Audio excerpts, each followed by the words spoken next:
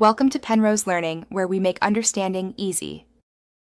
You start by gathering what officials and manufacturers will require: the purchase receipt, the device IMEI, and the exact Google account email tied to the phone.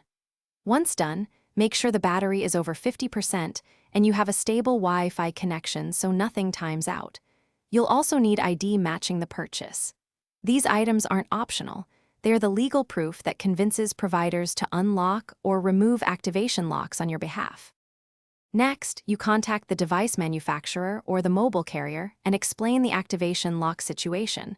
Provide the receipt and IMEI immediately. Make sure to request an official unlock or account removal ticket. This is the documented step they need. If you bought the device used, ask the prior owner to sign in and remove the device from their account. They can do that remotely. If you must visit a service center, bring originals so staff can verify and proceed. Finally, follow any instructions provided by support precisely. This may include a supervised factory reset after they confirm account release.